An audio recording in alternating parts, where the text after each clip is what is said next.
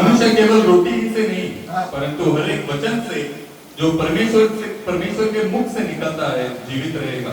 ஆண்டவர் என்ன சொல்றாருன்னா परमेश्वर यहाँ पे क्या कहते हैं? மனுஷன் அப்பத்தினால் மாத்திரமல்ல, मनुष्य केवल रोटियां से नहीं, நீங்க சாப்பிடுறீங்க அந்த சரீரத்துக்கு, आप जो शरीर के लिए खाते हो ना रोटी, இந்த ரொட்டினால் நீங்க பிழைக்கவே கிடையாது। ये रोटी से आप नहीं जीवित रहोगे। ஆண்டவர் வாயிலிருந்து புறப்பட்ட परमेश्वर के मुख से जो कोई भी निकलता है वचन, இந்த வார்த்தையினால தான் பிழைப்பான்। वो वचन से ही आप जीवित रहोगे।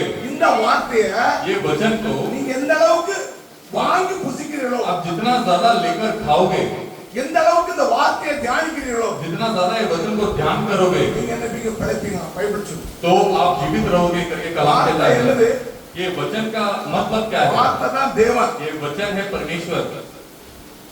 நான் அந்த செய்தியை கொடுக்கிறதுக்கு मैं ये संदेश को देने के நான் लिए எடுத்தே வரல। मैं ये संदेश लेकर ही नहीं आया। நான் எடுத்த செய்தி வேற, मैं जो संदेश लिया था देने के लिए वो अलग है। அந்த செய்தியை கொடுத்தா 1.5 hour ஆகும்। वो संदेश अगर दूंगा तो 1.5 घंटा लग இது जाएगा। ஆல்ரெடி உங்களுக்கு கொடுத்திருக்கேன், கொஞ்சோண்டு கொடுத்திருக்கேன்। इसके पहले भी मैंने आपको बताया है। ஆபோதத்துல கொடுத்திருக்கேன்। प्रभु भोजन के वक्त मैंने बताया ये। திருப்பி எனக்கு ரெண்டு நேரத்துல இருந்து ரெண்டு மனமா இருக்கு। तो कल से मुझे 2 मन था இந்த செய்தியை கொடுப்பா வேற செய்தியை कि கொடுப்பா, मैंने जो निकाला संदेश वो दूं या ये वाला ஒரு संदेश। அடையாளம் வேணும் அப்படின்னு ஆண்டவர்ட்ட ஜெபம் तो பண்ணிக்கோ। मुझे एक चिन्ह चाहिए करके मैंने परमेश्वर से प्रार्थना की। छोटा ஜெபம் பண்ணிட்டு இருக்கும்போது तो छोटालाल भाई जब प्रार्थना कर रहे थे மனுஷன் அப்பத்தினால் மாத்திரமல்ல, तो उन्होंने बोले कि मनुष्य केवल रोटियां से नहीं தேவனுடைய வாயிலிருந்து புறப்படுகிற ஒவ்வொரு வார்த்தையினாலும் பிழைப்பான்னு ஒரு வார்த்தை। परंतु हर एक वचन से जो परमेश्वर के मुख से निकलता है वो वचन से जीवित रहता है करके वो प्रार्थना किया। आपने कोई सुना क्या हमको? प्रार्थना करने के लिए वचन आया क्या आपको? किसी मालूम है? नहीं सुना। कोई नहीं सुने होंगे कोई। अब हम क्या किया फिर इधर देखना, कोई आदमी प्रार्थना करने के लिए हम ஒரு ஆள் ஜெபிக்கும் போது जब कोई यहाँ पर प्रार्थना करते हैं என்னத்தை வச்சு ஜெபிக்கிறாங்க, तो वो क्या प्रार्थना कर रहे हैं और किस चीज के लिए प्रार्थना कर रहे हैं, இதை நீங்க வந்து கவனிக்கணும்। ये आप लोग ध्यान देना चाहिए। நீங்க இதை கவனிச்சீங்கன்னு வச்சுருங்க, वो अगर आप ध्यान दोगे அது உங்களுக்கு ஆசீர்வாதம்। तो आपको आशीर्वाद भी है, உண்மையிலே அது ஆசீர்வாதம்। तो आपके लिए वो आशीर्वाद है। ஏன்? क्यों? உங்களில் இருந்து क्योंकि आपके अंदर से உண்மையிலாத விண்ணப்பங்களை आप में जो बसा नहीं जाएगा वो विनंतियों को பரிசுத்த ஆவியானவர் விண்ணப்பிக்கிறாராம்। तो पवित्र आत्मा बताते हैं। ஒரு மனுஷனுக்குள்ள இருந்து एक मनुष्य के अंदर से ஜெபம் பண்ண வைக்கிறது யாரு? प्रार्थना करने रखता है वो कौन है? பரிசுத்த ஆவியானவர்। वो पवित्र आत्मा है। உங்களுக்காக விண்ணப்பிக்கிறார் அவர்।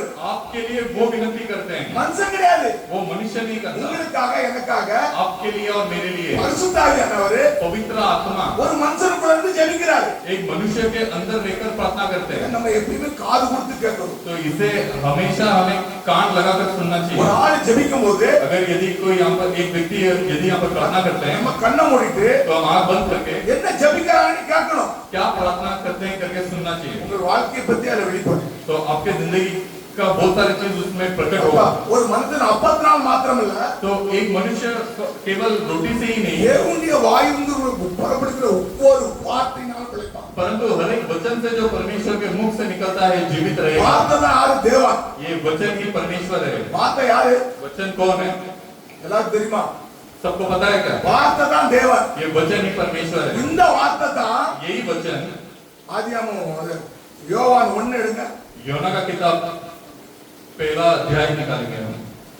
ஒரு ஒண்ணா வசனத்தை வாசிங்க। उसमें पहला वचन कौन पढ़ेगा? ஆதியிலே வார்த்தை இருந்தது, ஆ அந்த வார்த்தை தேவனிடத்தில் இருந்தது, ஆ அந்த வார்த்தை தேவனாய் இருந்தது। பாருங்க, ஆதியிலே வார்த்தை இருந்தது। देखिए आदि में वचन था। வார்த்தை யாரும் பார்க்க முடியுமா? ये वचन को कोई देख सकते हैं क्या?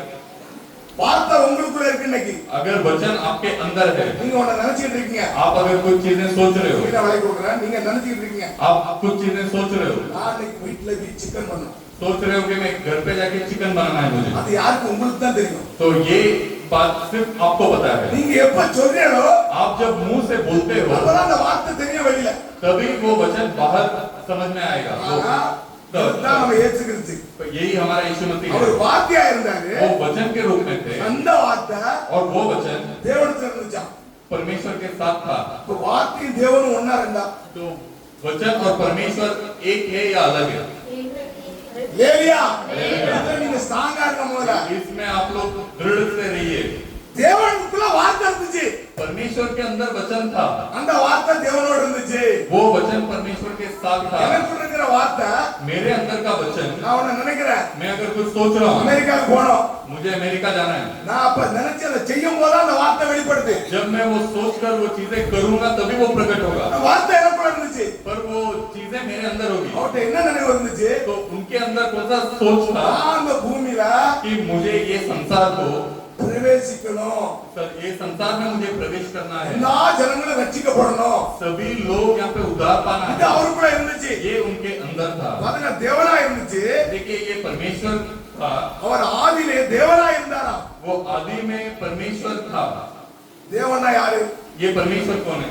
தேவன் எப்படி இருக்கிறாரா? परमेश्वर कैसे है? ஆவியா இருக்கிறாரு. वो आत्मिक रूप में है, தேவனையும் பார்க்க முடியாது, उनको भी देख नहीं सकते, வார்த்தையும் பார்க்க முடியாது, आप वचन को भी नहीं देख सकते हो தேவனையும் பார்க்க और முடியாது. परमेश्वर को भी नहीं देख सकते हो। நீங்க அதை பார்க்கணும்னா अगर आपको देखना है இந்த வசனத்தை நான் சொல்றேன். तो वचन को मैं बताता हूँ। யோவான் 3 योना का किताब 3 अध्याय,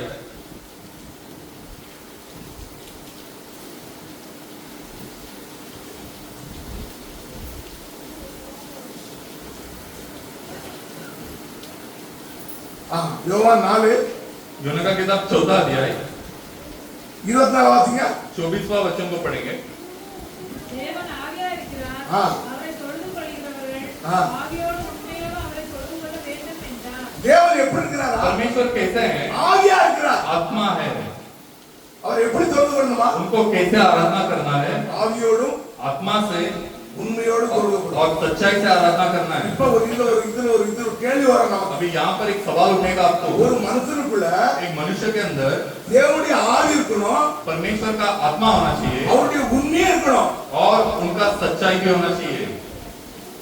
நல்லா நல்லா கவனிங்க. अच्छे से ध्यान दीजिए, பாத்தீங்க, தேவனுடைய ஆவி நமக்குள்ள இருக்கணும், देखिए परमेश्वर का आत्मा हमारे अंदर होना அவருடைய चाहिए உண்மையே உங்களுக்குள்ள இருக்கணும். और उनका सच्चाई भी आपके अंदर होना இப்படி चाहिए, இல்லாம அவரை தொழுது கொள்ள முடியாது. और बिना इसके आप उनका आराधना नहीं कर सकते हो। அதுக்கு தான் சொன்னேன், அதுக்கு தான் நான் சொன்னேன். मैंने इसके लिए बोला நம்மகிட்ட பாவம் இருந்ததுன்னா कि हमारे अंदर अगर पाप है பிசாசுக்கு அதிகாரம் உண்டு. तो शैतान को अधिकार हो जाएगा हमारे பாத்தீங்க, ऊपर। ஏவாள் तो देखिए हवा ஒரு பொய் தான் சொன்னான். सिर्फ एक झूठ बोली। ஆண்டவர் அந்த பழத்தை புசிக்கூடாதுன்னு சொன்னாரு. परमेश्वर ने हवा को बोला था कि ये फल को खाना नहीं है, ஆனா இவன் என்ன சொன்னா? पर हवा ने क्या बोली இதை தொடவும் கூடாதுன்னு சொன்னாரு. कि इसे छूना भी मना है करके बोला है ஆண்டவர் करके बोला। தொடக்கூடாதுன்னு சொல்லவே இல்லை. तो परमेश्वर ने ये नहीं बोला था कि அது इसे नहीं புசிக்க छूना, கூடாதுன்னு சொன்னாரு. सिर्फ बोले कि इसे खाना नहीं है। இவன் ஒரு வார்த்தையை பொய்ய சொன்னா, तो ये एक शब्द झूठ बोली அடுத்தப்பல இவன் பொய்ய சொல்ல ஆரம்பிச்சான். और उसके ऊपर वो शैतान ने झूठ बोलना शुरू कर दिया। பாத்தீங்க, எப்போ பொய் வருது? देखिए झूठ कब आता है? நம்ம பொய் சொல்லும்போது जब हम झूठ बोलते हैं அவன் நம்மகிட்ட இருந்து பொய் சொல்லுவான். तो वो हमारे अंदर हमारे से ज्यादा झूठ बोलेगा। அவன் என்ன சொல்றான்? वो क्या இந்த बोलता है? பழத்தை புசித்தா நீங்க மறிக்க மாட்டீங்க அப்படின்ட்டான். तो वो बोल दिया कि ये फल को अगर आप खाओगे तो आप मरोगे नहीं। ஆண்டவர் சொல்றாரு மறிப்பா. तो परमेश्वर ने कह के चले गए कि तू मरेगा, அவன் நீ மறிக்க மாட்டா அப்படின்னு போயிட்டான். और शैतान बोलता है कि तू नहीं मरेगा। அப்ப நமக்குள்ள என்ன வேணும்னா உண்மை வேணும். तो हमारे अंदर क्या होना चाहिए? सच्चाई होना चाहिए। தேவனுடைய ஆவி உங்களுக்குள்ள வேணும். परमेश्वर का आत्मा आपके अंदर होना चाहिए। அதான் அதாவது தேவன் ஆவியா இருக்கிறாரா? के लिए कहते हैं परमेश्वर आत्मा है, அவர் என்ன செய்யணுமா? और उनको अभी क्या कहते हैं? அவருடைய ஆவியை கொண்டு நம்ம அவர்ட்ட என்ன செய்யணுமா? ஆராதனை பண்ணணுமா? उनका आत्मा को लेकर हमें उनका आराधना करना है, இல்லைன்னா நம்ம ஜெயிக்க முடியாது. नहीं तो हम नहीं जीत அப்ப पाएंगे। அந்த வார்த்தை என்ன இருந்துச்சா? देखिए तो वो वचन में क्या था? தேவனோடு இருந்தது. वचन परमेश्वर के நம்ம साथ மூலம் படிக்கும் போது हम तीसरा சகலமும் அவர் மூலமாய் உண்டாயிற்று. सब कुछ उसी के द्वारा उत्पन्न हुआ, உண்டானது அவரே அல்லாமல் உண்டாகவில்லை. और जो कुछ उत्पन्न हुआ उसमें से कोई भी वस्तु उसके बिना उत्पन्न नहीं हुआ। அது இந்த உலகத்துல உண்டாக்கப்பட்ட எல்லா வஸ்துக்களும் देखिए ये संसार में जितने भी वस्तुएं उत्पन्न हुए हैं யாரால் உண்டாக்கப்பட்டது? किसके द्वारा उत्पन्न हुए हैं? தேவனுடைய வார்த்தையினால் உண்டாக்கப்பட்டது. परमेश्वर के वचन के द्वारा उत्पन्न हुए हैं। हालेलुया। हालेलुया। பாத்தீங்கன்னா சூரியனை சொல்றாரு, देखिए सूरज को परमेश्वर ने बनाया, சூரியன் உண்டாக கடவுது. ये सूरज को उत्पन्न होने दो, உண்டாயிருச்சு. वो उत्पन्न हो गया। பாத்தீங்கன்னா இருளு இருளு அதாவது வசனத்துக்கு வாங்க. तो वचन में आएंगे हम लोग। மூணாவது வசனம் வாசிங்க. செய்தி எங்கே போகுது? उत्पत्ति का किताब पहला अध्याय 3रा वचन पढ़ेंगे। தேவன் வெளிச்சம் உண்டாகிறது என்றார். வெளிச்சம் உண்டாயிற்று. ஆ, जब परमेश्वर ने कहा उजाला हो तो उजाला हो गया। அவர் என்ன சொன்னாரு? तो वहाँ पर क्या कह रहे हैं? यहाँ पर வார்த்தையை சொல்றாரு, वहाँ पर एक वचन को बोल रहे हैं வெளிச்சம் உண்டாக கடவுனாரு. कि उजाला हो, வெளிச்சம் உண்டாயிருச்சு. तो उजाला हो गया। பின்ன தேவன் उसके बाद परमेश्वर வெளிச்சத்துக்கு பகல் என்று பெயரிட்டார். एक उजाला को दिन का नाम दिए, இருளுக்கு வெளிச்சத்துக்கு பகல் என்று பெயரிட்டார், ये उजाला को दिन का नाम दिए இருளுக்கு இரவு என்று பெயரிட்டார். और अंधियारा को रात कहे। நீங்க அதை மேல இருந்து படிச்சீங்கன்னா आप वो अध्याय को अगर पढ़ेंगे ஒண்ணு ஒண்ணே உண்டாக்குறாரு. तो हर एक चीज को उत्पन्न कर रहे हैं। ஆதாம் ஏவாளையும் आदम और हवा को எப்படி உண்டாக்குறாரு? कैसे उत्पन्न कर रहे हैं? தனக்குள் உண்டு பண்றாரு. पहले उनके अंदर वो उत्पन्न कर रहे हैं। எங்க உண்டு பண்றாரு? कहाँ पर उत्पन्न कर रहे தனக்குள்ள हैं? உண்டு பண்ணாரு. उनके अंदर उनको उत्पन्न कर रहे हैं। அவர் உண்டு பண்ணிட்டு वो उत्पन्न करके திருப்பி ஒரு மண்ணால दोबारा फिर से मिट्टी को அதை लेकर உருவாக்குறாரு. उसको एक शेप देते हैं। தனக்குள்ள உருவான ஆதாம் ஏவாளை ஊதுறாரு. जो परमेश्वर के अंदर उत्पन्न किए थे आदम और हवा, उसको वो फूकते हैं वो मिट्टी ஆதாம் में। ஏவாளை எப்படி தனக்குள்ள உருவாயிருப்பாரு? और आदम और हवा को किस रीति से उनके अंदर ஆவியா उत्पन्न किया உருவாக்கி हुआ? தனக்குள்ள வச்சிருந்தாரு.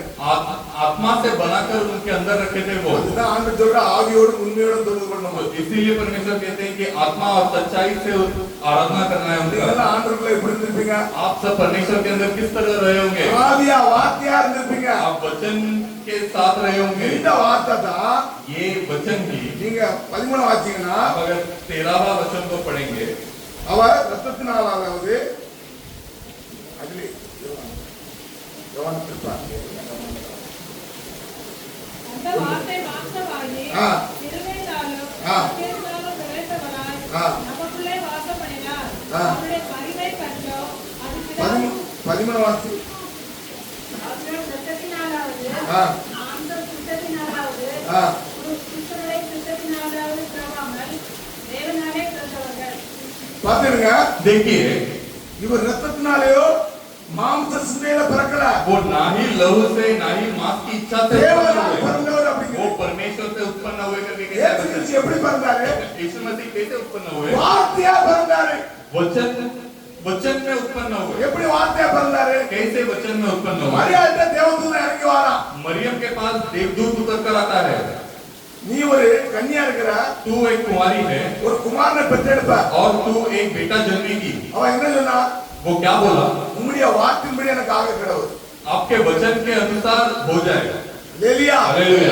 நீங்கள் இன்னைக்கு சொல்லணும், आप भी वैसे बोलना ஆண்டவரே चाहिए। உம்முடைய வார்த்தையின்படி நான் வாழணும். परमेश्वर आपके वचन के अनुसार मैं जीना है। எப்படி மரியாதை சொன்னா, जिस तरह मरियम ने உம்முடைய बोली வார்த்தையின்படி எனக்கு ஆக கடவுள்னாரு. आपके वचन के अनुसार होने दो। இந்த வார்த்தை ये वचन மாம்சமாகி मांस बनकर கிருபையினாலும் कृपा के साथ சத்தியத்தினாலும் और सत्य के साथ நிறைந்தவராய் वो भरकर இன்னைக்கு நமக்குள்ள வாசம் பண்றார். आज हमारे अंदर वास कर रहे हैं। லேலியா, हालेलुया।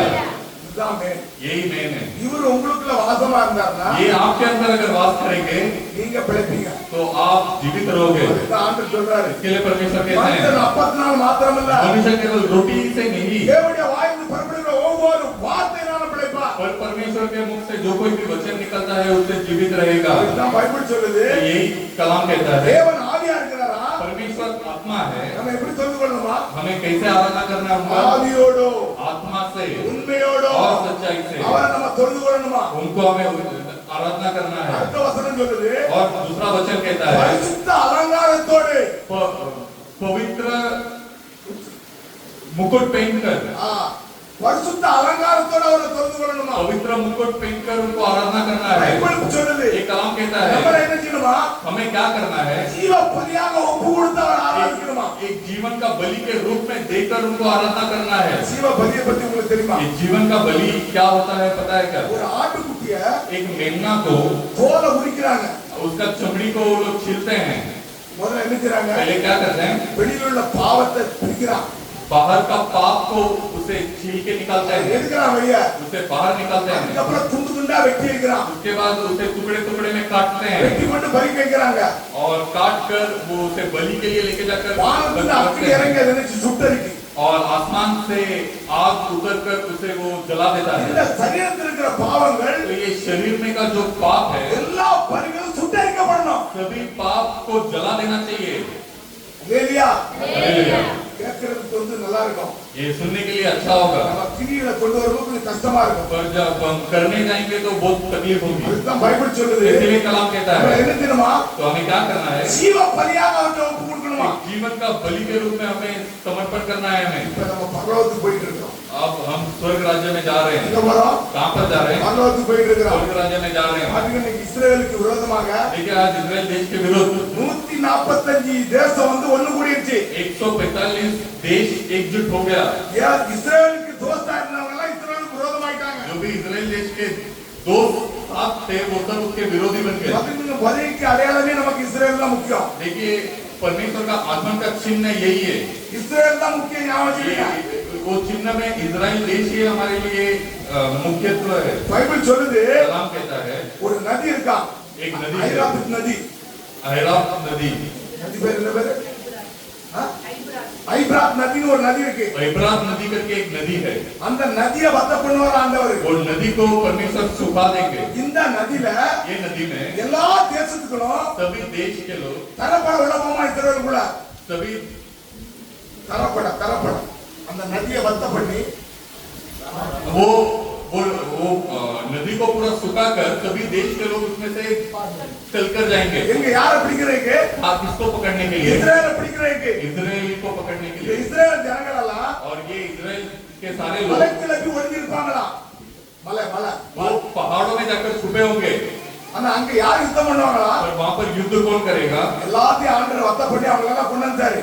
सब पानी को सुखाकर वो लोगों को लेकर आ गए. எல்லாரும் ஒரு இடத்துல நிப்பாங்க. सब लोग एक जगह में खड़े होंगे. வானத்திலிருந்து கற்கள் விழுமா அவங்களை அழிக்கிறதுக்கு. और आसमान से पत्थर गिरेंगे वो दुश्मन लोगों को मारने அவளை के நாश लिए. பண்ணார் ஆண்டவர். सभी लोगों को नाश करेंगे ஏன் परमेश्वर. இஸ்ரேலுக்கு மட்டும்தான்? और विजय सिर्फ इजराइल को मिलेगा. ஒரு பெரிய செய்தி இருக்கு. இதை கொடுத்தோம்னா நமக்கு வந்து எனக்கு இருக்கு செய்தி. इसमें बहुत बड़ा संदेश है और इसे देना है तो मेरे पास है संदेश. ஆண்டவர் வந்து லீட் பண்ணான்னு சொல்லுங்க. तो परमेश्वर ने अगर आगे बढ़ा है ஸ்பெஷல் மீட்டிங் போட்டு तो एक दिन अलग सा मीटिंग चलाकर இத குறித்து நம்ம பார்க்கலாம். इसके बारे में हम देखेंगे. அப்ப இன்னைக்கு வரைக்கிற அடையாளம் நடந்துட்டு இருக்கு. तो परमेश्वर का आगमन के लिए जो चिन्ह है वो पूरा हो रहा है. அதுக்குரிய செய்தி தான் இப்ப இறங்கிட்டு இருக்கு. तो उसके लिए ही संदेश यहाँ पर उतर रहा நீங்க है. பூர்ணப்படணும். आप लोग परिपूर्णता में आना है. பூர்ணப்படணும்னா परिपूर्णता में अगर आना है தேவன் உங்களுக்குள்ள வரணும். तो परमेश्वर आपके अंदर आना है. தேவன் உங்களுக்குள்ள வராம परमेश्वर आपके अंदर आए बिना நீங்களும் நானும் பூர்ணப்பட முடியாது. तो आप और मैं परिपूर्णता में नहीं आ அவர் सकते. சொல்றார் நான் பரிசுத்த. तो वो कहते हैं कि मैं पवित्र हूँ. நீங்க என்ன பண்ணுமா? और आपको क्या करना है? பரிசுத்தம் ஆகணுமா? आपको भी पवित्र बनना है. ஆல்ரெடி நீங்க பரிசுத்த. पहले से ही आप पवित्र हो. பவித்திரதா இந்த பூமிக்கு வந்தீங்க. पवित्र होने के वजह से आप इस संसार में आए. இந்த பூமியில உள்ள எல்லா அசுத்தத்தையும் பார்த்து நம்ம அசுத்தமாயிட்டோம். ये संसार का सारा अशुद्धता को देखकर हम भी अशुद्ध हो गए. ஏத்துக்கிட்டு தன்னுடைய சுய ரத்தத்தை சிந்தி यीशु मसीह उनका खुद का लहू को बहाकर எல்லாத்தையும் பரிசுத்தப்படுத்தாரு. आप सबको पवित्र कर दिए हैं. பரிசுத்தமாகிட்டே இருக்கீங்க. और पवित्र बनी रहे हो. நீங்க என்னைக்கு பரிசுத்தமாறீங்களோ आप जब पवित्र बनोगे पूरी तरह से அன்னைக்கு ஆண்டவருடைய சத்தம் வரும். तब परमेश्वर का आवाज आएगा. என்ன வரும்? क्या आएगा? தேவனுடைய சத்தம் வரும். परमेश्वर का आवाज आएगा. மணவாளன் வருகிறார். दुल्हन आ रहा है. நம்ம எல்லாம் என்ன செய்யணுமா? हम सबको क्या करना है? ஆயத்தத்தோட இருக்கணுமா? हम सबको तैयार रहना है. ஒரு இமைப்பொழுதுல एक झटके में இவ்வளவுதான். सिर्फ एक झटके நம்ம में எல்லாம் என்ன செய்வோம்? पलक भर में हम மறுரூபாய்ங்கிறது இடத்தோட காலி பண்ணிடுவோம். हम रूपांतर होकर ये जगह खाली कर இங்க देंगे. யாரும் இருக்க மாட்டாங்க. यहाँ पर कोई नहीं रहेगा. எல்லாரும் எடுத்துக்கொள்ள போறோம். सब लोग उठा लिए சர்ச்சை எல்லாம் தொடர்ந்து நடக்கும். ये सारा कलीसिया सब खुला पड़ा இங்க रहेगा. வந்தவங்க எல்லாம் உயிரோட இருப்பாங்க. यहाँ सब जो भी आए सब जिंदा परमेश्वर के पास चले गए होंगे. உலகத்தார் சொல்லுவாங்க இங்க ஓடிட்டாங்க. तो और बाकी दुनिया के लोग बोलेंगे ये मसीह के लोग कहीं कहीं भाग गए. பாக்கிய सब लोग छोड़ के भाग गए. सब छोड़कर भाग गए. இல்ல नहीं. நம்ம தேசத்துக்கு போயிட்டு நம்ம हम हमारे देश में चले जाएंगे. லேலியா हालेलुया. இதுதான் இன்னைக்கு வசனமே இறங்குது. उसके लिए ये वचन उतर रहा அப்ப है. நம்ம என்ன செய்யணும் தேவனா? तब हमें क्या करना है? परमेश्वर ஆவியோடு உண்மையோட தொழுது கொள்ளணுமா? आत्मा से और सच्चाई से आराधना करना है. 4 பேர் இருந்தாலும் சரி केवल 4 ही जन क्यों ना हो. என்ன செய்யணுமா? आपको क्या करना है? ஆவியோட உண்மையோட தொழுது கொள்ளுங்க. आपको आत्मा से और सच्चाई से नमन करना है. சரீரத்துக்குள்ள எல்லா கிரியையும் அழிச்சிருங்க. आपके शरीर का सारा क्रिया को मिटा दीजिए. கோபம், மூர்க்கம், பொறாமை, எரிச்சல் ये जलन गुस्सा सब कुछ எல்லாத்தையும் எரிச்சலோட எரிக்க ஒப்பு கொடுத்துருங்க. सब कुछ जलाने के लिए आप समर्पण कर दीजिए. இந்த சரீரத்தை சுட்டரிக்க ஒப்பு கொடுத்துருங்க. इस शरीर को जला देने के लिए आप समर्पण कर दीजिए. உங்களை ஆண்டவர் ஆசீர்வதிப்பார். परमेश्वर आपको आशीष करेंगे. அடுத்தாப்புல उसके बाद யோவான் 6 எடுங்க பாப்போம். योना का किताब 6वां अध्याय निकालेंगे. 48 வாசிங்க. उसमें 48वां वचन पढ़ेंगे. ஜீவப்பம் நானே. ஆ உங்கள் பிதாக்கள் வனாந்தரத்திலே ஆ. மன்னாவை புசித்திருந்தும் மரித்தார்கள். ஆ. இருளிலே புசிக்கிறவன் மறியாமல் இருக்கும்படி வானத்திலிருந்து இருக்கிற அப்பம் இதுவே. ஆமென். இயேசு கிறிஸ்து இந்த பூமியில இருக்கும்போது यीशु मसीह संसार में जब थे அவர் சொல்றாரு என்னிடத்தில் விசுவாசமா இருங்கள். वो कहते हैं मेरे में विश्वास में रहो, என்னிடத்தில் விசுவாசமா இருங்கள். मेरे में विश्वास में रहो। அவருக்கு என்ன செய்யணுமா? और उनको क्या करना है? நித்திய ஜீவன் உண்டென்று अनंत काल का जीवन है करके, மெய்யாகவே மெய்யா உங்களுக்கு சொல்ற அப்படிங்கிற सच सच मैं कहता हूँ करके कह रहे हैं। என்ன சொல்றாரா? वो क्या कह रहे हैं? அவரிடத்துல விசுவாசம் இருந்தீங்கன்னா जो कोई विश्वास करता है उनमें, பைபிள் முழுவதும் விசுவாசம் குறித்து பேசுறது ஞாபகம். पूरा कलाम विश्वास के बारे में बात करता है। ஆதியாகமத்திலிருந்து வெளிப்படுத்த வரைக்கும் देखिए उत्पत्ति से लेके प्रकटीकरण तक விசுவாசம். सब विश्वास। ஒரு மனுஷன் एक मनुष्य 75 வயசுல விசுவாசத்தை தொடங்குறான். 75 साल में विश्वास करना शुरू करता है, அவனுக்கு பிள்ளை கிடையாது. उसको बच्चा नहीं है। 25 வருஷம் விசுவாசிக்கிறான். 25 साल और विश्वास करता है। எத்தனை வருஷம்? कितना साल? 25 வருஷம். 25 साल विश्वास करता है। 25 வருஷத்துல ஆண்டவர் சொல்றாரு 75 साल में परमेश्वर कहते हैं நான் உனக்கு என்ன செய்வேன்? ஒரு பிள்ளையை கொடுப்பேன். मैं तुझे एक बच्चा दूंगा। அவன் போய் எல்லா இடத்துலயும் சொல்லிருப்பான். वो जाकर उसके सारे रिश्तेदारों के पास सबके पास बताया होगा। டாக்டர் சொல்லிருப்பான். वो डॉक्टर के पास जाके டாக்டர் நீ வந்து எனக்கு பிள்ளை இல்லைன்னு சொன்ன. डॉक्टर को जाके बोले होंगे कि तू तो बोला था कि मुझे बच्चा नहीं होगा, ஆனா ஆண்டவர் சொல்லிருக்காரு पर मेरा परमेश्वर ने बोला है எனக்கு பிள்ளை இருக்கா அப்படின்ட்டு. मुझे बच्चा है। 80 வயசு ஆயிடுச்சு. उसको 80 साल हो गया, பிள்ளை இல்ல. उसको बच्चा नहीं हुआ। 85 வயசு ஆச்சு. 85 साल हुआ, பிள்ளை இல்ல. उसको बच्चा नहीं हुआ।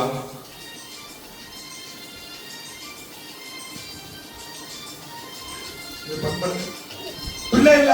उसको बच्चा नहीं हुआ। 90 வயசு ஆச்சு. उसको 90 साल हो गए, பிள்ளை இல்ல. उसको बच्चा नहीं हुआ। 95 வயசு ஆச்சு. और 95 उम्र हो गया उसका, பிள்ளை இல்ல. उसको बच्चा नहीं ஆனா हुआ। அப்படியே விசுவாசிக்கிறான். पर फिर भी वो विश्वास करता है। 99 வயசு ஆகுது. उसको 99 वर्ष हो गए அவன் மனைவிக்கு ஸ்திரீகள் வழிபாடு நின்னு போச்சு. और उसके पत्नी को बच्चा जन्म देने का जो खूबी है वो भी निकल गया, இல்ல பால் குடுக்கிற இது வந்து சுரஞ்சு போச்சு. और उसके इसमें जो दूध देने का क्षमता है वो भी चला அப்ப गया। வந்து ஆண்டவர் பேசுறார் திருப்பி. तब जाके परमेश्वर फिर से बात करते हैं हमसे आके, अब्राहम நான் வருவேன். मैं आऊंगा உனக்கு ஒரு பிள்ளை இருக்கா அப்படி. और तुझे एक बच्चा होगा करके। மனைவி நைக்கிறா. और उसका पत्नी जो है वो इनकार करती है, ஆனா ஆண்டவர் சொல்றாரு पर परमेश्वर कहते हैं கண்டிப்பா பிள்ளை கிடைக்கும். तुझे बच्चा मिलेगा ही मिलेगा। ரெண்டு பேரும் கணவன் கையில ஆயாச்சு. दोनों जन अब्राहम और उसका पत्नी बुढ़ा बुढ़ी हो गए, ஆனா அவங்களுக்கு என்னாச்சு? पर उनको क्या हुआ? 100 வயசுல ஒரு பிள்ளையை கொடுக்குறாரு. उनको 100 साल में परमेश्वर बच्चा देते हैं। என்ன பண்ணிருப்பாரு ஆண்டவர்? परमेश्वर क्या किए होंगे? புதுசு பண்ணிட்டார் ரெண்டு பேரும். परमेश्वर ने दोबारा उनको ஜவான் பண்ணிட்டார் ரெண்டு பேரும். जवान बना दिए। பாத்தீங்க இவனுக்கு ஒரு பிள்ளையை கொடுத்துட்டு देखिए अब्राहम को भी एक बच्चा देकर அதுக்கப்புறம் அவர் இன்னொரு கல்யாணத்தை பண்றாரு. उसके बाद वो और एक शादी करता है। அப்ரஹாம் மனைவி இறந்துடுறா. अब्राहम का पत्नी मर जाती है திருப்பி குலத்திரியா करके ஸ்திரீ விவாகம் பண்றாரு அவரு. और दूसरा एक स्त्री को वो शादी करता है, கேத்ரா केतुरा के स्त्री को, அவங்களுக்கு ஒரு 5-6 பிள்ளை. और उसको 5-6 बच्चे लोग होते 100 हैं। வயசுல என்ன பண்றாரு? ये 100 साल में ये क्या करते हैं? ஆபிரகாம ஜவானா பண்ணிட்டாரு. अब्राहम को जवान बना दिए। நம்ம தேவன் அப்பேற்பட்ட தேவன். हमारा परमेश्वर उतना महान परमेश्वर है। क्यों? இவங்க வாயிலிருந்து புறப்பட்ட வார்த்தைய क्योंकि उनके वचन मुख में से जो कोई वचन निकलता அப்படியே है விசுவாசிச்சா. उसको वैसे विश्वास किया अब्राहम ने। சக்தி இல்ல, பலன் இல்ல. उसके पास ताकत नहीं है, ये क्षमता नहीं है, பிள்ளை பக்கக்கூடிய ஒண்ணு கிடையாது அவன்ட்ட. बच्चा पैदा करने के लिए संभालने के लिए कुछ भी नहीं है उसके தேவனுடைய पास। வார்த்தை அப்படியே விசுவாசிச்சா. पर परमेश्वर का वचन को उसने विश्वास அவன் किया வாலிபனை பண்ணிட்டாரு. और उसको जवान बना दिया சாரா परमेश्वर। என்ன பண்ணிட்டாரு? और सारा को क्या कर வாலிப दिया? குமாரத்திய பண்ணிட்டாரு. जवान लड़की बना दिया परमेश्वर ने। அதுக்குள்ள பொண்ணு நிறைய இருக்கு. उसके अंदर अगर जाना है तो बहुत இந்த कुछ சாரால बनता है। ये सारा को அழகுள்ளவளே ஒரு அமெரிக்கர் மேல கண்ண வைக்கிறா. ஒரு அமெரிக்க ராஜா அந்த சாரால் மேல கண்ண வைக்கிறான் 99 வயசுல.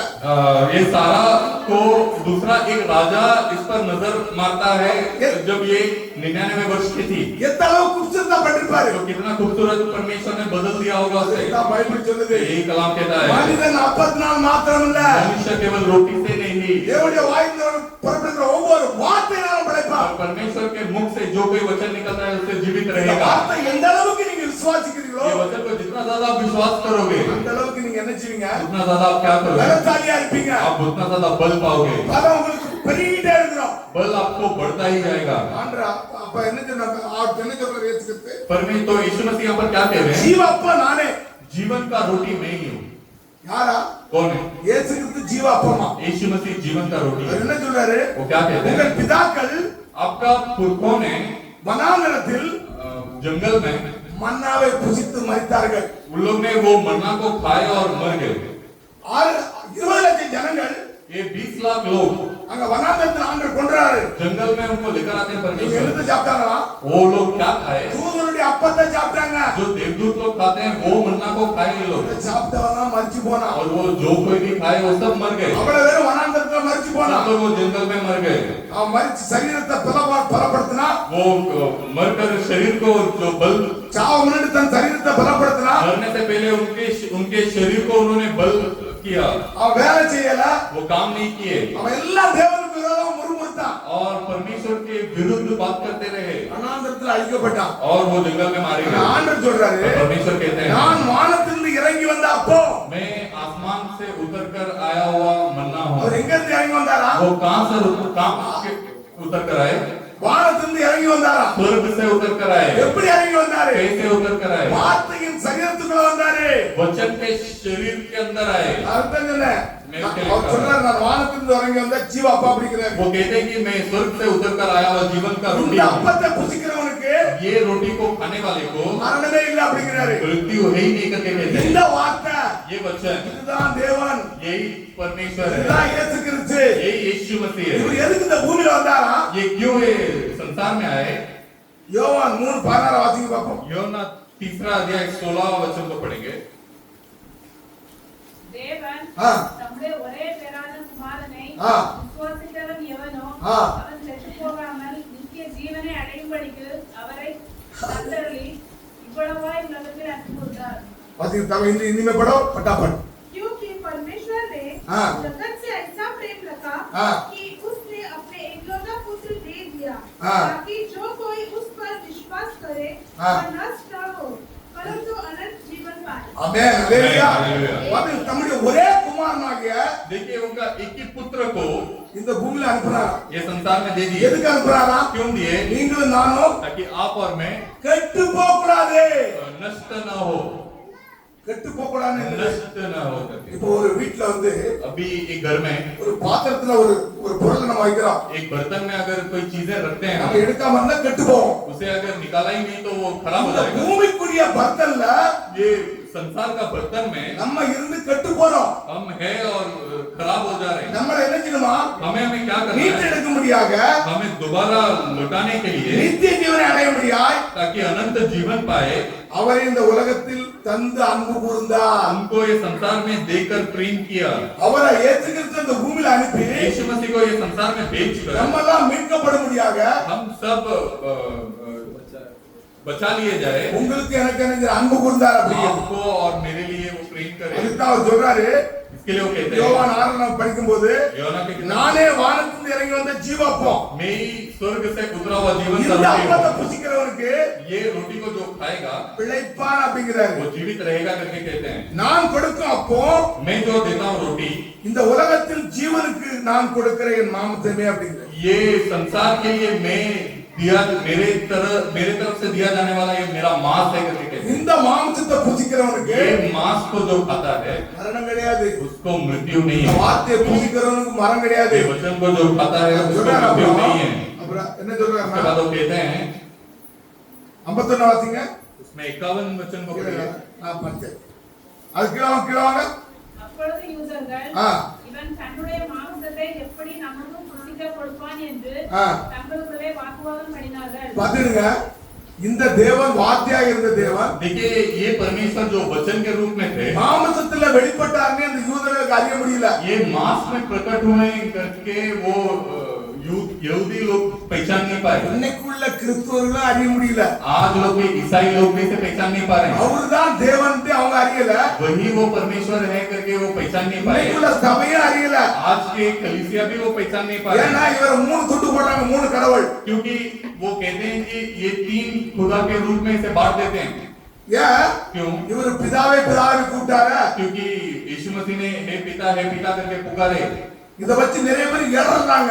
ये रखकर बहुत सारे लोग फरमाई गई। நீங்க अनेक चर्चिके पापीங்க अनेक चर्चिல ஜெபம் பண்ணுவீங்க आज बहुत सारे कलीसिया में आप देखोगे प्रार्थना करते होंगे, चर्चिக்காரங்க ஜெபம் பண்ணா உங்களுக்கு சுகமாயிரும் वो चर्च के लोग प्रार्थना करेंगे आपको चंगाई मिलेगा, ஆனா ஜீவன் கிடைக்காது ஞாபகம் और வச்சுக்கோங்க आपको जीवन नहीं मिलेगा। ஜீவன் வேணும்னா आपको अगर जीवन இந்த चाहिए வார்த்தையை க்ளீனா பிரசங்கம் பண்றவங்க தான் ஜீவன் இருக்கும் तो ये वचन को सफाई से जो जानता है उसी के पास जीवन होगा। முன்னாடி வேற சர்ச்சுக்கு போயிருக்கலாம் अब इसके पहले दूसरा कोई कलीसिया में गए ஒருவேளை होंगे, உங்களுக்கு ஜெபம் பண்ணலாம் हो सकता है वो आपको प्रार्थना किए உங்களுக்கு होंगे, சுகமாகலாம் आपको चंगाई मिला ஆனா होगा, இத குறித்து நீங்க பேச போனா மறுப்பாங்க पर ये वचन के बारे में अगर आप बात करने जाओगे तो आपको इनकार कर देंगे। பேசினாதான் தெரியும் உங்களுக்கு जब आप बात करोगे तभी आपको பேசாம पता தெரியாது चलेगा। अगर आप नहीं बात அவங்க करोगे नहीं கொடுக்கிற पता செய்தி चलेगा। உங்களுக்கு நல்லாவே இருக்கும் वो जो संदेश देते हैं वो आपको बहुत अच्छा அவங்க लगेगा। சொல்லுவாங்க நான் இயேசு கிறிஸ்து தான் பிரசங்கம் பண்றேன்ட்டு वो बोले यीशु मसीह को ही हम प्रचार कर रहे हैं करके, ஆனா அப்போஸ்தலர் 2:18 வர மாட்டாங்க पर प्रेरितों का किताब 2:35 को बोलेंगे இப்படி नहीं। நிறைய கடுபடி இருக்கு ऐसा बहुत सारे அப்ப அவர் என்ன சொல்றாருன்னா तभी वो क्या कहते हैं, என் மாமிசத்தை புசித்து मेरा मांस को खाकर என் ரத்தத்தை பானம் பண்றவனுக்கு நித்திய ஜீவன் உண்டுங்கிறார் मेरा लहू को जो पीता है उसको अनंत काल का जीवन है करके कहता है। எப்ப ஜீவன் உண்டா कभी जीवन है। அல்லேலூயா சொல்லுங்க हालेलुया बोलिए आप। அவர் மாமிசம் उनका मांस को, அவருடைய ரத்தம் उनका लहू, இத நீங்க புசித்து இத சாப்பிட்டா தான் உங்களுக்கு ஜீவன் உண்டு इसे आप खाकर और इसे आप पियोगे तभी आपको जीवन இந்த है। வார்த்தையை நீங்க புசிக்காம ये वचन को आप खाए बिना, பரிசுத்தாவின் பலவினால் நிரப்பப்படாம पर पवित्र आत्मा के महिमा से आप भरे बिना உங்களுக்கு அந்த ஜீவன் இருக்காது आपके अंदर वो जीवन नहीं होगा। பாத்தீங்க ஒரு அவிசுவாசியை பத்தி பார்ப்போம் देखिए एक अविश्वासी के बारे में हम மார்த்தாளி ஒரு சகோதரி உண்டு मार्था करके एक बहन थी, மரியாள் मरियाल। ரெண்டு பேரும் என்னாச்சு ये दोनों भी क्या हो ரெண்டு गए, பேரும் இயேசு கிறிஸ்துவை விசுவாசிக்கிறாங்க दोनों भी यीशु मसीह को विश्वास किए। ஒருத்தி பூரணமா விசுவாசிக்கிறா एक औरत पूरी तरह से विश्वास करती ஒருத்தி है அறகுறையா விசுவாசிக்கிறா और एक औरत सिर्फ आधा विश्वास நம்ம करती அதை है। கொஞ்சம் பார்ப்போம் हम उसके बारे में देखेंगे। யோவான் योना का किताब 11 எடுக்க பார்ப்போம் 11वां अध्याय लेंगे। 12 5 வாசிங்க முதல்ல 11 में 5 पढ़ेंगे। நிதானமா கேளுங்க இயேசு மார்த்தாளிடத்திலும் ஆ. அவளுடைய சகோதரியிடத்திலும் ஆ. தாசரிடத்திலும் அன்பாய் இருந்தார். ஆ அவன் வியாதியாய் இருந்ததாக ஆ அவர் கேள்விப்பட்ட பொழுது ஆ. தாம் இருந்த இடத்திலே ஆ. 2 நாள் தங்கினார். லேலியா பாத்தீங்க லாசருன்ற ஒரு சகோதரன் இருக்கிறான் देखिए लाजर करके एक भाई था அவன் வியாதியா இருக்கிறான் और वो बीमार था। மரணத்துக்கு ஏதுவான வியாதி இருக்கு ये मृत्यु देने वाला இயேசு கிறிஸ்து கேள்விப்படுறார் तो यीशु मसीह इसके बारे में सुनते हैं। இவரு போய் சுகம் பண்ணுமா பண்ணக்கூடாதா तो यीशु मसीह जाकर उसे चंगाई करना है या என்னை नहीं? அதிகமா நேசிக்கிறாரு आपको इतना प्रेम करते हैं, என்னை அதிகமா நேசிக்கிறாரு मुझे इतना प्रेम करते நான் हैं மரண வேதனையில உட்கார்ந்து இருக்கிறேன் और मैं मृत्यु के इसमें पड़ा हूँ, ஆனா அவர் என்ன செய்றாரு पर वो क्या करते हैं, அவருக்கு தெரியுது उनको दिखता है ஆனா அவர் செவி கொடுக்கல இருந்தார் வீட்டுல पर वो सुने, वो अपने घर में रह गए। நீங்க என்ன நினைப்பீங்க तो आप क्या सोचोगे இன்னும் நீங்க என்ன பண்ணணும் और आपको क्या करना है, அவரை அழைக்கணும் उनको और बुलाना है। அவரை கூப்பிடும்போது उनको जब आप बुलाओगे அவர் நாமம் மகிமைப்பட முடியா கொஞ்சம் லேட் பண்றாரு तो उनका नाम महिमा होने के लिए वो थोड़ा लेट करते அவன் हैं। மறிக்கணும்னு பேர் நினைச்சிடுங்க वो अगर मरने से पहले अगर यीशु मसीह गए होते அவர் நாமம் அங்க மகிமைப்படாது तो उनका नाम वहाँ पे महिमा नहीं होगा। தேவன் சில நேரம் என்ன செய்றாரு परमेश्वर कुछ वक्त क्या करते கொஞ்சம் हैं, லேட்டா ஆசீர்வதிப்பார் थोड़ा लेट आशीर्वाद देते हैं। அது தெரிஞ்சு பொறுமையோட இருக்கணும் तो तब तक हमें इंतजार करना அந்த चाहिए। ஆசீர்வாதத்தை பெற்றுக்கொள்றதுக்கு वो आशीर्वाद को पाने के लिए கொஞ்சம் வெயிட் பண்ணிட்டு இருக்க ஆண்டவர்ட்ட थोड़ा इंतजार करना पड़ता ஆண்டவர் है। கொஞ்சம் பின்னாடி வச்சிருக்கிறாரு परमेश्वर थोड़ा देर के बाद रखे நம்ம होंगे। அவசரப்பட்டு हम अगर जल्दबाजी में நம்ம अनेक வார்த்தைகள் அதை ஏமாத்துற வேலையில பேர்றோம் हम न बोलने वाला चीजें अगर बोल देंगे, நம்ம ஏமாத்துறோம் பொய் சொல்ல பேர்றோம் हम झूठ बोल देंगे या दूसरा कुछ बोल देंगे, அதுக்கு தட்டி குடுக்கறத வச்சு அமைதியா உட்கார்ந்திருக்கோம் तब तक जो परमेश्वर दे रहे हैं उसमें हमें खुश रहना ஏன் चाहिए। உங்க மூலியமா ஆண்டவர் மகிமைப்பட போறாரு क्योंकि आपके द्वारा परमेश्वर का नाम का महिमा உங்களை கொண்டு करना है। ஆண்டவர் மகிமைப்படுத்த போறாரு आपको लेकर परमेश्वर उनका महिमा அவர் करना அந்த है। வீட்டுல உட்கார்ந்தாரு वो उनके घर में बैठ गए லாசரு மரிச்சுட்டான் और लाजर मर गया। மரிச்சு எங்க ஆச்சு கொண்டு அடக்கம் பண்ணியாச்சு मरकर लेके जाकर उसको दफना दिए 4 நாள் கழிச்சு திருப்பி வராரு और 4 दिन के बाद यीशु मसीह யாரை பார்க்க வராரு किसको देखने आते हैं, லாசருவை பார்க்க वो வராரு लाजर को देखने आते हैं। லாசரு ரொம்ப சிநேகிதன் ஞாபகம் लाजर पर यीशु मसीह का बहुत बड़ा दोस्त था। லாசருவை சந்திக்க வராரு लाजर को मिलने के लिए आते हैं, இவன் மரிச்சு கல்லறையில வச்சாச்சு पर लाजर को तो मरकर उसे दफना भी दिया गया था। 20 வாசிங்க பாப்போம் उसमें 20वां वचन को पढ़ेंगे। இயேசு வருகிறார் என்று ஆ. மார்த்தாள் கேள்விப்பட்டபோது ஆ. அவருக்கு எதிர்கொண்டு போனாள். ஆ. மரியாளோ கீழிலே உட்கார்ந்திருந்தாள். மரியாள் எங்க இருக்க வீட்டுல இருக்கா और मरियम उसके घर पे बैठी थी மார்த்தாள் எதிர்கொண்டு போறா और मार्था यीशु मसीह से मिलने गई। மார்த்தாள் இயேசுவினிடத்தில் வந்து ஆ. ஆண்டவரே ஆ. நீர் இங்கே இருந்தீரானால் ஆ. என் சகோதரன் மரித்திருக்க மாட்டான். ஆ. இப்பொழுது நீர் தேவனிடத்தில் கேட்டுக்கொள்வதெதுவோ அதை தேவன் உமக்கு தந்தருள்வார் என்று அறிந்திருக்கிறேன் என்றார். நீங்க பாருங்க 20 வாசிங்க उसके படிங்க படிங்க उसके माता पिता ने उत्तर दिया, हाँ। हम तो जानते हैं कि அது இல்லையே जब मार्था ने यीशु के आने का समाचार सुना हाँ तो उससे भेंट करने को गई, हाँ। परंतु मरियम घर में बैठी रही। हाँ मार्था ने यीशु से कहा, हे प्रभु, हाँ। यदि तू यहाँ होता हाँ। तो मेरा भाई कदापि न मरता। हाँ और हाँ। अब भी मैं जानती हूँ कि हाँ। जो कुछ तू परमेश्वर से मांगेगा हाँ। परमेश्वर तुझे देगा। हाँ। यीशु ने उससे कहा, तेरा भाई फिर जी उठेगा। ले लिया माता ने उससे कहा, हाँ मैं जानती हूँ कि अंतिम दिन में पुनरुत्थान के समय वह जी उठेगा। பாத்துடுங்க இவர் என்ன சொல்றாரு तो यीशु मसीह यहाँ पर क्या कहते हैं? இயேசு அவளை நோக்கி यीशु मसीह उसको माता ஒரு को देखकर, சகோதரன் உயிர்த்தெழுந்திருப்பான் तेरा भाई जी उठेगा। இயேசு கிறிஸ்து என்ன சொல்றாரு यीशु मसीह क्या कहते हैं? உன் சகோதரன் உயிர்த்தெழுந்திருப்பான் तेरा भाई जिंदा हो जाएगा। ஆனா இவன் என்ன சொல்றா पर माता क्या कहती है? அவன் கடைசி நாள்ல எழும்புவான் माता बोलती है कि मुझे पता है वो अंतिम दिनों में वो उठेगा। அவன் இப்ப எழும்ப போறாங்கிறாரு அவரு तो यीशु मसीह कहते हैं कि वो अभी उठेगा। இல்ல ஆண்டவரே கடைசி காலத்துல तो எழுப்புவான் माता बोलती है कि नहीं, मैं जानती हूँ कि वो आखिरी दिनों में ही उठेगा, இவனுக்கு அந்த விசுவாசம் இல்ல क्योंकि माता में वो विश्वास அவளே नहीं சொல்றா था। तो அவளே சொல்றா तो वो நீ खुद தேவனிடத்தில் கேட்டுக்கொள்வது அது எதுவோ तो वो जानती है कि वो जानती है और वो बोली कि यीशु मसीह आप जो कुछ भी परमेश्वर से मांगोगे அவர் தருவார்னு விசுவாசிக்கிறாவா तो वो परमेश्वर दे देंगे करके वो विश्वास करती है। இயேசு அவளை நோக்கி तो यीशु मसीह उसे ஒரு देखकर சகோதரன் உயிர்ந்து உயிர்த்தெழுந்திருப்பான் என்றாரு तेरा भाई फिर से जी उठेगा करके அதுக்கு कहते அவ हैं। என்ன சொல்றா तो माता ने उससे कहा, கடைசி காலத்துல எழும்புவோம் அப்படிங்கிறாரு मैं जानती हूँ कि अंतिम दिन में वो पुनरुत्थान के समय जी उठेगा। இயேசு அவளை நோக்கி तो यीशु ने उससे कहा, நானே உயிர்த்தெழுந்திருப்பா पुनरुत्थान और जीवन में ही हूँ। இதுல போட்டுங்க நானே உயிர்த்தெழுதல் पुनरुत्थान और जीवन में ही हूँ। என்ன जो कोई मुझ पर विश्वास करता है हाँ। वह यदि मर भी जाए तो भी जिएगा। அல்லேலூயா हालेलुया। யார் என்ன விசுவாசிக்கிறீர்களோ जो कोई भी मुझे विश्वास करता है மரிச்சாலும் எழும்புவோம் वो அப்படிங்கிறாரு अगर मर भी जाए तो जिंदा उठेगा। அடுத்தவங்க என்ன சொல்றா तो उसके बाद वो क्या कहती है? உயிரோடு என்னை விசுவாசிக்கிறவன் और जो कोई जीवित है और मुझ पर विश्वास करता है என்றென்றும் அறியாமல் இருப்பான் அப்படிங்கிறாரு वह अनंत काल तक न मरेगा। ஆண்டவர் சொல்றாரு இப்ப அவன் என்ன செஞ்சு விசுவாசித்தா तो परमेश्वर क्या कहते हैं? तू अगर अब विश्वास की அவன் உயிர்த்தெழுந்திருப்பான் तो वो जिंदा रहेगा। ஒருவேளை மறியாமல் இருக்கிறவனும் உயிர்த்தெழுந்திருப்பான் तो अगर मरा भी नहीं होगा तो भी वो जिंदा रहेगा। இது எடுத்துக்கொள்ள குறித்து பேசுது நம்ம வேதம் तो ये उठा लिए जाने के बारे में ஆண்டவர் बता என்ன है। சொல்றாருன்னா परमेश्वर यहाँ पर क्या कहते हैं? திருப்பி நீங்க வாங்கன்னா 30 வாசிங்க 34 வாசிங்க 34 अपने 34वां वचन पढ़ेंगे। அவனை எங்கே வைத்தீர்கள் என்றார். ஆ ஆண்டவரே வந்து பாரும் என்றார்கள். தமிழ்ல படிக்காத இந்தியில மட்டும் படிக்க और कहा, ஆ तुमने उसे कहाँ रखा है? ஆ उन्होंने उससे कहा, हे प्रभु चलकर देख ले। ஆ यीशु रोया। ஆ तब यहूदी कहने लगे, हाँ। देखो वह उससे कितना प्रेम रखता था। हाँ। परंतु उनमें से कुछ ने कहा, हाँ। क्या यह जिसने अंधे की आंखें खोली हाँ। यह भी न कर सका कि यह मनुष्य न मरता? பத்திரிக்கை அங்க இருக்கிறவங்க சொல்றாங்க देखिए वहां पे जो लोग भी थे वो இத்தனை பேரே लोग- கண்ணை திறந்தாரா इतने सारे अंधों के लोगों का आंख खोला இவனை எழுப்ப கூடாதா तो ये मरने से पहले से बचा नहीं पाए। எழுப்புறதாங்க வந்து நிக்கிறாரு तो उसे मरने के बाद उठाने के लिए वहां पर आके खड़े। என்ன சொல்றாரு 38 வாசிங்க तो यीशु मसीह वहां पर क्या कहते हैं? यीशु मन में फिर बहुत ही उदास होकर हाँ। कब्र पर आया।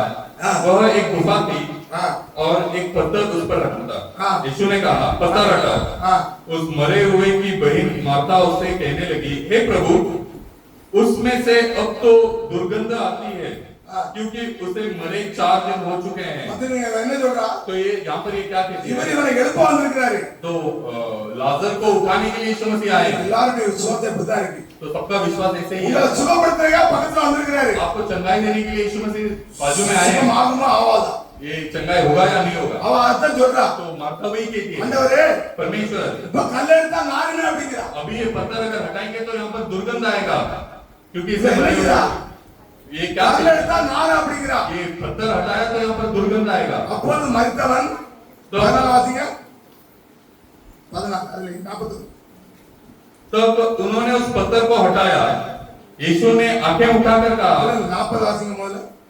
यीशु ने उससे कहा, क्या मैंने तुझसे नहीं कहा था कि यदि तू विश्वास करेगी तो परमेश्वर की महिमा को देखेगी। அல்லேலூயா. हालेलुया। நீங்க விசுவாசித்தால் आप अगर विश्वास करोगे என்ன பண்ண முடியும்? तो क्या कर सकोगे? தேவனுடைய மகிமையை காண முடியும். परमेश्वर का महिमा को देख सकते பைபிள் हो। சொல்லுது. कलाम कहता है, அந்த லாசருவை வாடி கூப்பிடுற சத்தம் போது लाजर को आ करके आवाज से पुकारते हैं அவன் எழும்பி வாரான். और वो उठकर चल कर आता है। பைபிள் சொல்லுது. ये कलाम कहता அந்த है, அப்பத்தினால் மாத்திரம் இல்ல, मनुष्य केवल रोटी से नहीं, தேவனுடைய வாயிலிருந்து புறப்படுற ஒவ்வொரு வார்த்தையினாலும் பிழைப்பான். परमेश्वर के मुख से जो कोई वचन निकलता है, இங்கே ஒரு அவிசுவாசியை பார்க்கிறோம். यहाँ पर भी हम एक अविश्वासी को இயேசு देखते हैं। கிறிஸ்துவோட இருந்தவா यीशु मसीह के साथ जो थी இவரால் எழுப்ப முடியுன்ற நம்பிக்கை இருந்து நம்ப முடியல. और इनके द्वारा ये जिंदा उठाया जाएगा, वो विश्वास होने के இன்னைக்கு बाद அநேகருடைய விசுவாசம் அப்படித்தான் இருக்கு. आज सबका विश्वास वैसे ही है। பாத்துங்க ஆண்டவர் சொல்றாரு, लेकिन परमेश्वर कहते हैं, தேவனுடைய வாயிலிருந்து புறப்படுற ஒவ்வொரு வார்த்தையினாலும் परमेश्वर के मुख से जो कोई वचन निकलता है பிழைப்பாங்க.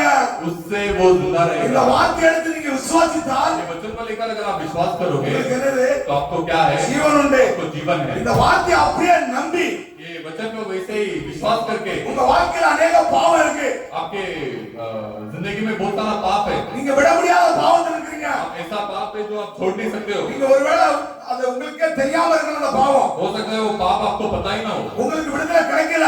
आपको छुटकारा नहीं मिल रहा है। பாவம் என்னது? पाप का मतलब क्या है?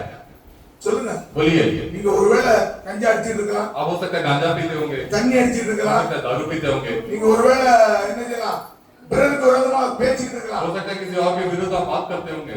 இப்படிப்பட்ட பாவங்கள் உங்களுக்கு இருக்கு. ऐसा पाप आपके अंदर है நீங்க என்ன பண்ணணும்? तो आपको क्या करना है? ஆண்டவரை கேட்கணும். परमेश्वर से पूछना है, எனக்கு விடுதலை தார ஆண்டவரே, मुझे छुटकारा நான் दीजिए, பரிசுத்தமாகணும். मैं पवित्र बनना है। அப்போ ஒவ்வொரு மனுஷனும் तब हर एक इंसान ஆண்டவருடைய வார்த்தையை அப்படியே விசுவாசிக்கும் போது परमेश्वर का वचन को जब वो विश्वास நீங்க करता है, நிச்சயமா பரிசுத்தமாவீங்க. तब आप पवित्र बनोगे। அடுத்து கீழே வாங்க, அதே வாங்க. யோவான் उसके बाद योना का 13 4 வாசிங்க பாப்போம். 13वां अध्याय 4वां वचन पढ़ेंगे। போஜனத்தை விட்டெழுந்து வஸ்திரங்களை கழற்றி வைத்து பாத்தீங்கன்னா இன்னைக்கு अनेक பேரு ராபோஜனத்துல வந்து கிளீனா கலந்து கொள்றே கிடையாது. देखिए आज बहुत सारे लोग प्रभु भोजन में भाग नहीं लेते हैं। நீங்க அந்த ராபோஜனத்தை என்ன செய்யணுமா? आप लोग ये प्रभु भोजन को क्या करना है? கண்டிப்பா எடுக்கணும். आपको लेना ही होगा। வசனத்தை அப்படியே கைக்கொள்ளணும். ये वचन को ऐसे पालन करना होगा। தேவனுடைய வாயிலிருந்து புறப்படுற ஒவ்வொரு வார்த்தையும் நம்ம பழகிறோம். परमेश्वर के मुख से जो कोई वचन निकलता है उससे वो நீங்க जीवित ஞானத்தான रहता है। எடுத்தா பரலோகத்துக்கு போக முடியாது. आप अगर सिर्फ बपतिस्मा ले लिए तो स्वर्ग राज्य में जा ஞானத்தானத்தை सकते हो। மட்டும் எடுத்து நான் பரலோகத்துக்கு போய் உட்கார்ந்துட்டீங்கன்னா सिर्फ बपतिस्मा लेकर मैं स्वर्ग राज्य चले जाऊंगा करके अगर आप बैठेंगे அங்க போக முடியாது. तो आप नहीं जा सकते हो। பைபிள் சொல்லுது, कलाम कहता है இயேசு கிறிஸ்து நாமத்துல ஞானத்தானம் பெறணும். முதல்ல यीशु मसीह के नाम से बपतिस्मा पाना है। அப்போஸ்தலர் 2:38 படி ஞானத்தானம் எடுத்துக்கணும். अब प्रेरितों 2:38 के अनुसार आपको बपतिस्मा ले இன்னைக்கு लिया। நிறைய பேர் வந்து பெந்தேகோஸ்துல ஞானத்தானம் எடுத்து இங்க ராபோஜனம் எடுக்கிறாங்க. आज बहुत सारे लोग पेंटेकोस्ट में जाकर बपतिस्मा लेकर यहाँ पे ஒரு प्रभु சில भोजन பேர் लेते हैं। வார்த்தை எடுக்கிறாங்க. कुछ लोग आकर लेते हैं, நான் அதை கவனிக்கிறேன். मैं उसे देखता हूँ। பாருங்க, அந்த ஆசீர்வாதம் கிடையாது. देखिए उसमें आशीर्वाद नहीं है। இயேசு கிறிஸ்து நாமத்துல ஞானத்தானம் பெற்றிருக்கணும். यीशु मसीह के नाम से बपतिस्मा पाया होना ஏன்? அந்த चाहिए, நாமம் தான் பாவ மன்னிப்புக்கு என்று கொடுக்கப்பட்டுச்சு. क्योंकि सिर्फ वही नाम पाप के क्षमा के लिए दिया பிதா, गया है। குமாரன் பரிசுத்தாவில ஞானத்தானம் எடுத்து पिता पुत्र और पवित्र आत्मा में बपतिस्मा लेकर இங்க வந்து ப்ரொபோசல் எடுக்கிறாங்க. यहाँ पर प्रभु भोजन लेते हैं। ஏன்னா நம்ம தடை பண்ணக்கூடாதுன்றதுக்காக சொல்லி கொடுக்கிறோம். पर हम यहाँ पर उन्हें रोकना नहीं चाहिए करके हम இயேசு सिखा रहे கிறிஸ்து हैं। நாமத்துல ஞானத்தானம் பெற்றிருக்கணும். यीशु मसीह के नाम से बपतिस्मा पाया நீங்க होना चाहिए। ஞானத்தானம் எடுத்தவங்க, வேற சபையில எடுத்தவங்க, अब ये बपतिस्मा जो लिए हैं दूसरे कलीसिया में जो लिए हैं அவங்க எப்படி கொடுத்தாங்கன்னு உங்களுக்கு தெரிஞ்சிருக்கணும். वो कैसे दिए करके आपको जान लेना है। நம்ம சபையில விலைக்கு கொடுத்தா கொடுப்போம். तो हमारी कलीसिया में इसके बारे में सिखाने के बाद ही देते हैं। நிறைய பேர் அப்படி கொடுக்க மாட்டாங்க. बहुत सारे कलीसिया में ऐसा नहीं देते हैं। ஒன்று முக்கிய பிதா, குமாரன் பரிசுத்தாவில நாமத்துல ஞானத்தானம் கொடுக்கணும், வெளியே அனுப்பிடுவாங்க. आपको लेकर जाकर पिता पुत्र और पवित्र आत्मा के नाम से बपतिस्मा देकर भेज देंगे। எடுத்த ஆளுக்கும் தெரியாது, वो जो लिया है उसको भी पता नहीं கொடுத்த होगा ஆளுக்கும் தெரியாது. और जो दिया है उसको भी पता नहीं இந்த होगा। நாமத்துல ஞானத்தானம் முதல்ல பெற்றிருக்கணும். ये यीशु मसीह के नाम से बपतिस्मा पाया होना चाहिए। ஞானத்தானம் எடுத்த பிறகு ये बपतिस्मा लेने के அவர் बाद வருகை தண்டி இதை நினைச்சிடுமா उनके आगमन तक हमें क्या करना நம்ம है? ஞாபகப்படுத்தணுமா हमें उसे स्मरण करना है। இந்த வார்த்தையை நீங்க நினைச்சிடும் புசிக்கணும் ये वचन को आपको खाना அவர் है। என்ன சொல்றாரு क्या कहते हैं? 13:4 ஆச்சுடா போஜனத்தை கடந்து ஆ வஸ்திரங்களை கழற்றி வைத்து ஆ. ஒரு சீலையை எடுத்து அறையிலே கட்டிக்கொண்டு ஆ பின்பு பாத்திரத்தில் தண்ணீர் வார்த்து ஆ சீசருடைய கால்களை கழுவவும் ஆண்டவர் நினைச்சிருக்காரு திரும்பல यहाँ पर परमेश्वर क्या कर रहे हैं? யார் இது परमेश्वर कौन है? வானத்தையும் பூமியும் படைத்த தேவன் ये आसमान और पृथ्वी को बनाया हुआ परमेश्वर है। இந்த கடவுள் ये परमेश्वर மாம்சத்துல வந்தார் मांस में आए। எப்படி வந்தாரா कैसे आए?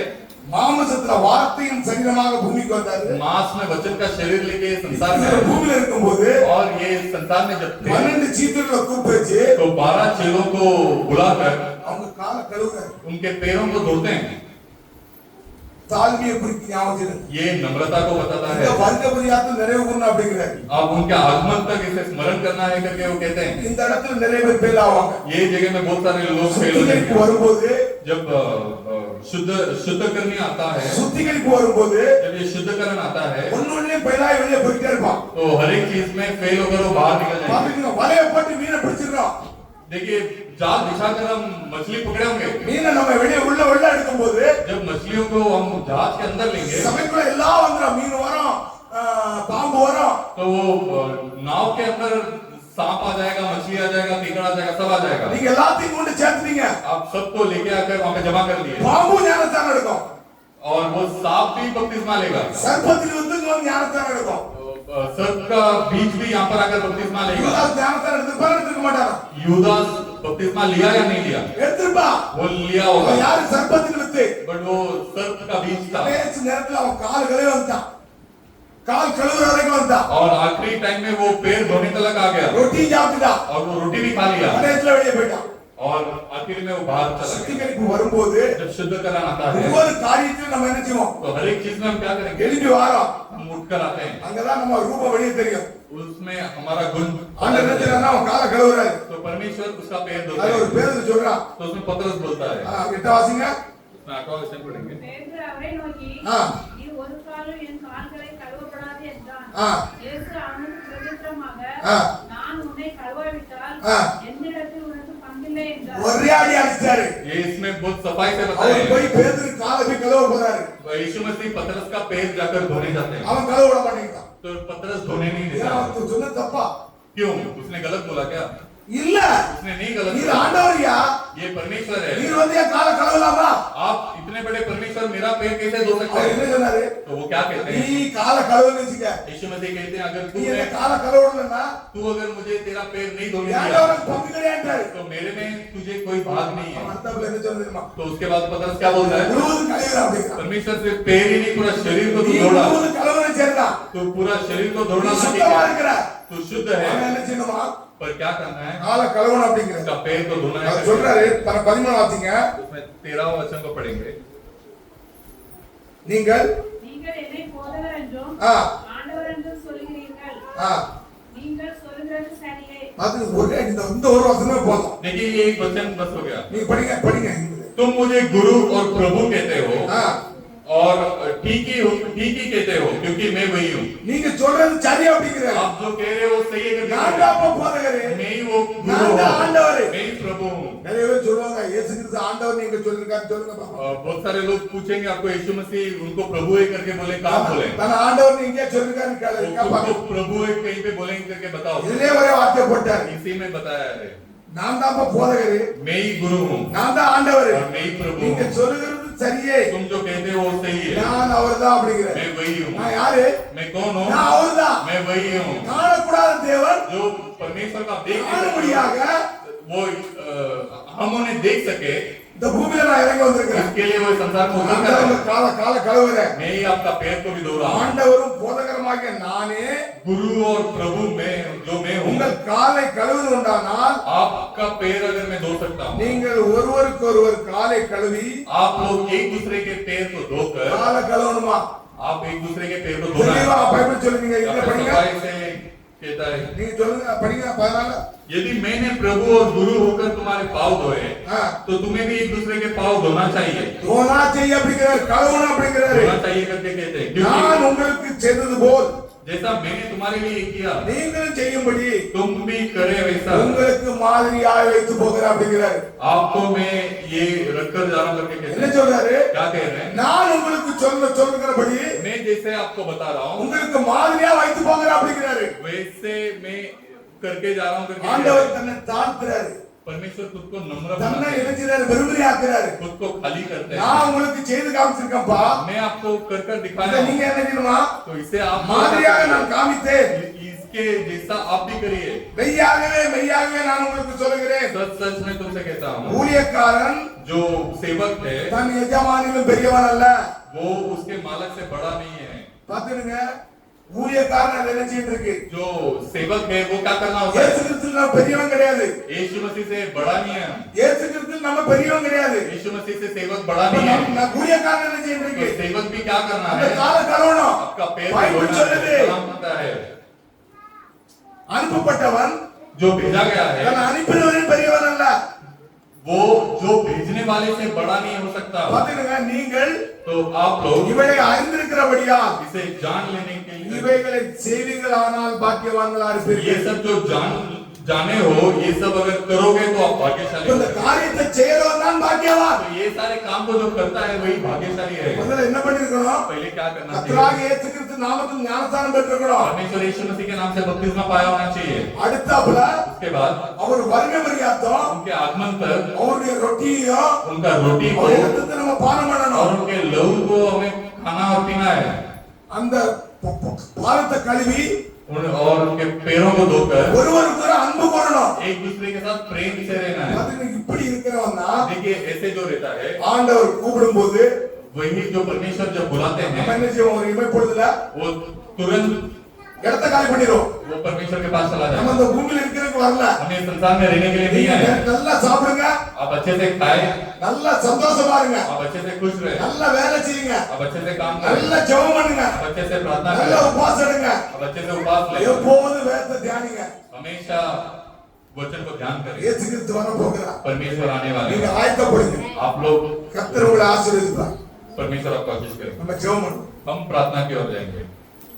துதிக்கிறாங்க, स्तुति हो परमेश्वर, துதிக்கிறாங்க. धन्यवाद हो परमेश्वर, ஜீவனுள்ள தேவனே, जीवित परमेश्वर, ஜீவனுக்கெல்லாம் அதிபதியே, सारा जीवन का मालिक, சர்வ பூமிக்கும் ஆண்டவர், सारा संसार का मालिक, நீர் இருக்கிறவராகவே இருக்கிறீர். आप जैसे थे वैसे ही हैं।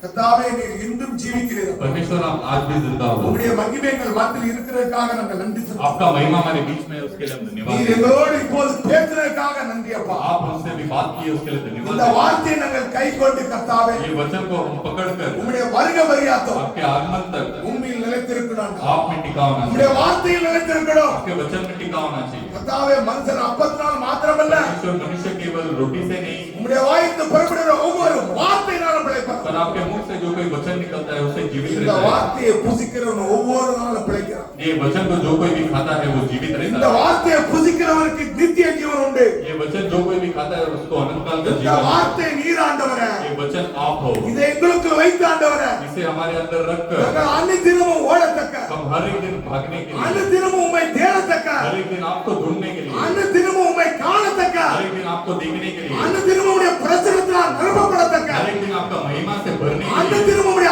ஆனந்தத்தினால் நிரப்பப்பட हर एक दिन आपका खुशी से भरने के लिए நீர் எங்களுக்கு உதவி செய்யும். आप हमें मदद करेंगे। வந்திருக்கிற ஒவ்வொரு பிள்ளைகளையும் जो ஆசீர்வதியும். बच्चे लोग आए उनको आशीष कीजिए, வராத பிள்ளைகளை जो ஆசீர்வதியும். बच्चे आ नहीं पाए उनको भी आशीष இனி कीजिए। வரும் நாட்களில் ஆண்டவரே, आने वाले दिनों में இந்த இடத்தில் உம்முடைய ஜனங்களை கொண்டு வந்து इस जगह में आपके लोगों को लेके आकर நிரப்பும்படியாக ஜெபிக்கிறோம். भरने के लिए கர்த்தராகிய இயேசு கிறிஸ்து நாமத்தினாலே நிரப்பும்படியாக ஜெபிக்கிறோம். परमेश्वर यीशु मसीह के नाम से भरने के लिए कृपा कीजिए। ஆண்டவரே, வந்திருக்கிற பிள்ளைகளுடைய எல்லா பாடுகளையும் நீக்கும். जो बच्चे लोग आए उनका सारा तकलीफ को दूर कीजिए, சாட்சி சொன்ன குடும்பங்களை ஆசீர்வதியும். जो गवाही दी उनके परिवार को आशीष कीजिए, இன்னும் பலம் கொண்டு எழும்பட்ட ஆண்டவர், और बल से उठना चाहिए, இன்னும் வல்லமையா எழும்பட்டும். और महिमा से उठना चाहिए, ஜெபத்தில் உபாசத்தில் எழும்பட்ட ஆண்டவர், उपवास और प्रार्थना में उठना உம்முடைய चाहिए, வார்த்தையை கேட்டு கேட்டு பலப்படுத்த ஆண்டவர், आपका वचन सुन सुनकर बल पाना உம்முடைய चाहिए, வார்த்தையினால் அலங்கரிக்கப்படட்டும். आपका वचन से वो सजना चाहिए। நீர் ஆசீர்வதியும். आप आशीष कीजिए, வாலிப பிள்ளைகளை ஆசீர்வதியும். जवान बच्चों को आशीष சிறு कीजिए, பிள்ளைகளை छोटे ஆசீர்வதியும். बच्चों को आशीष உம்முடைய कीजिए, பிள்ளைகள் படிப்பை ஆசீர்வதியும். आपके बच्चों का पढ़ाई को आशीष உம்முடைய कीजिए, பிள்ளைகளுடைய கையின் பிரயாசத்தை ஆசீர்வதியும். आपके बच्चों का हाथ का मेहनत को आशीष कीजिए, ஒவ்வொரு வேலை தொழிலை ஆசீர்வதியும். उनका काम धंधे को आशीष कीजिए। எல்லாத்தையும் உடைய கருத்து கொடுத்து सब लोग आपके चरणों में देते हैं, நீர் பொறுப்படுத்த வழிநடத்தும்.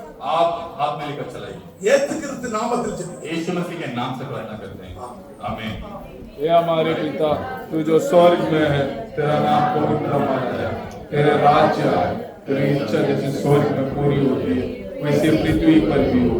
हमारे दिन भर की रोटी आज हमें दे, और जिस प्रकार हमने अपने अपराधों को क्षमा किया वैसे आप भी हमारे अपराधों को क्षमा करो। हमें परीक्षा में ना लाओ परंतु बुराई से बचाओ, क्योंकि राज और पराक्रम और महिमा सदा आपकी हो, आमीन। Hallelujah, hallelujah, hallelujah, hallelujah, hallelujah, hallelujah, hallelujah, hallelujah,